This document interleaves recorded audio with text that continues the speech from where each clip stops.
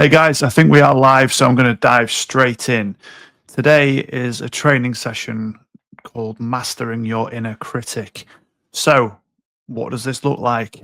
How can we master that little voice in your head? And you might be thinking, which voice? That one. The one that drives our actions or our inactions, how we view ourselves. And it's absolutely imperative for you to understand this framework if you want to have true inner peace and calm. Okay. So, the first thing is that a lot of my clients will say to me, how do I stop my thoughts? You can't control your thoughts, and you are not your thoughts. And we have roughly around 2,000 thoughts every single hour. And 80% of those thoughts are repeating and also quite negative. So you can imagine how unhelpful the inner critic can appear to be. From there, we go to our labels. Now, the labels have either been put onto you by others or they've been formed over time through experiences that you've gone through in your life. I'll explain a bit more about each section in a minute. Belief systems, how you view yourself. And this is formed again through experience or external interference. Your belief systems will lead to your actions, the things you do or don't do. And then obviously this will yield your outcomes and your results. So I'm going to give you a few examples. Thoughts, they're quite chaotic. And because we have 2,000 an hour, they just keep racing in and we don't even realize it. I need to do the washing. I'm not good enough. Oh my God, she's so attractive. I'm so fat. Hope that kid doesn't fall on the train track.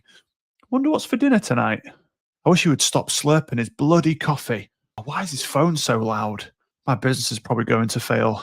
I wonder who invented the chase. Right? The thoughts are random as fuck and you're not in control of them. We don't have to label them as good or bad. We don't have to judge ourselves.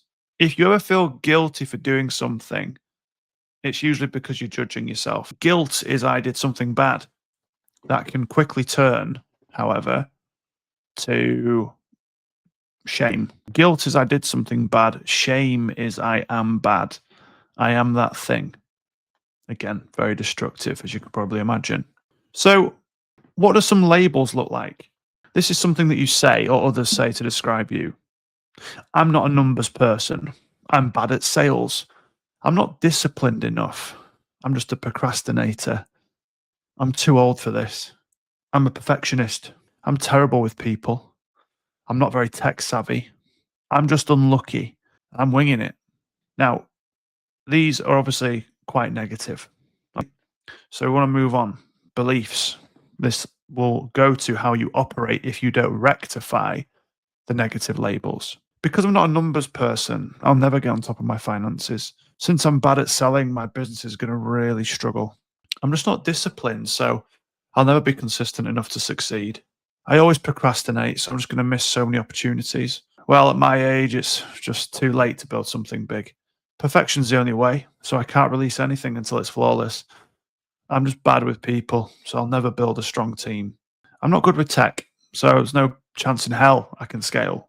Nothing ever works out for me, so what's the point in trying? I'm just winging it. I'm not a real entrepreneur.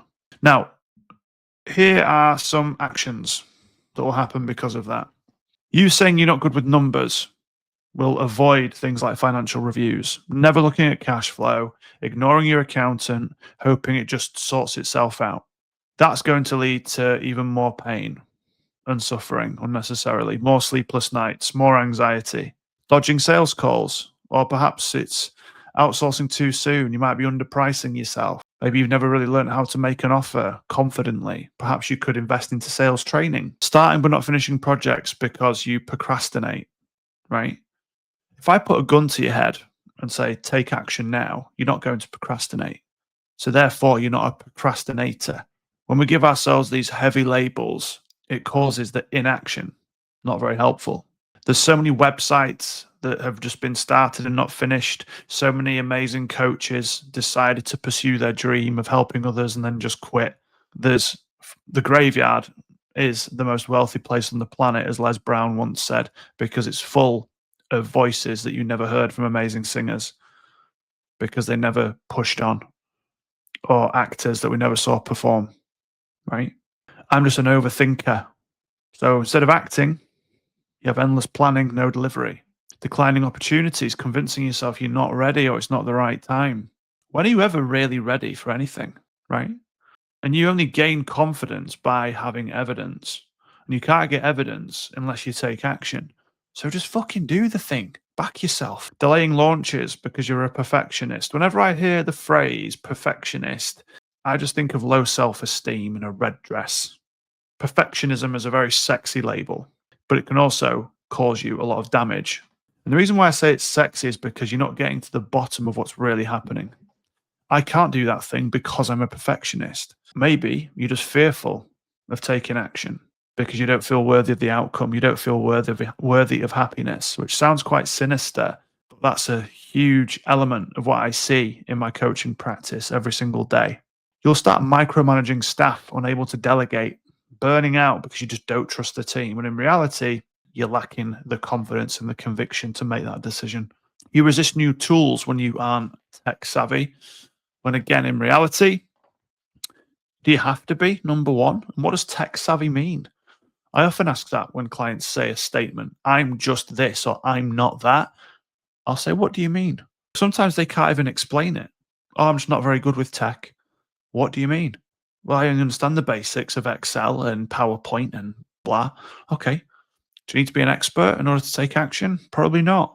Giving up early, quitting on ideas because what if it doesn't work out? What if it goes incredibly well, beyond anything that you could have fathomed when you first started? But if you're not taking the action because you're holding on to what may go wrong, that's a decision still, and it's keeping you stuck. And you'll just get stuck in busy work, focusing on low value tasks to feel productive. In the name of what, right? Now, I went to go do a talk to about 80 business owners the other week. And when I was on the train, this is how it went in my mind. Well, this is how it can go, should I say, if you're negative. Thought, I'm going to completely mess up this talk. Label, you're not good at speaking and you're too intense. Belief, you've always been like that. There's no wonder people don't like you. The action, don't give my all to the speech. What's the result? Go home on the train and be pissed off that I didn't live in alignment with the value systems. Now, here's how I reframe it. Thought, I'm going to completely mess up this talk. Do you notice how it's exactly the same? The thought doesn't change, but I can interrupt it. Hang on a second. Internal mind or internal voice, is that true? Can I say with 100% certainty that this thought is true? I'm going to mess up this talk. No, I can't say that. What's a more helpful thought?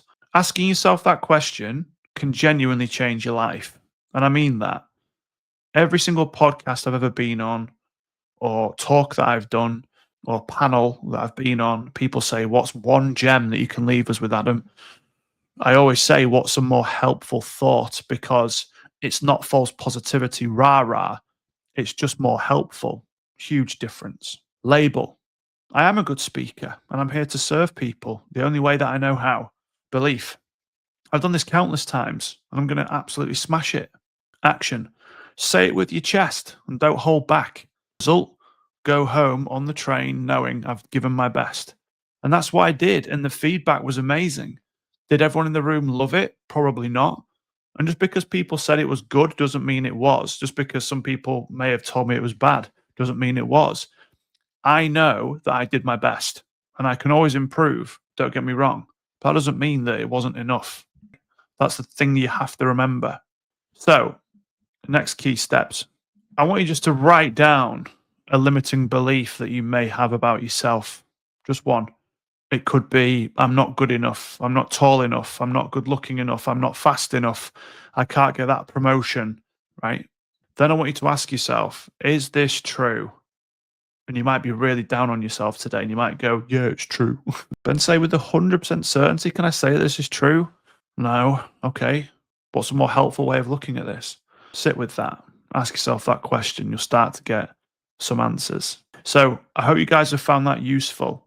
If you are looking for a coach that can help challenge you in a healthy way, give you some strategy and some structure to your life, hold you accountable, take it to that next level, listen without fixing, I'm only a message away.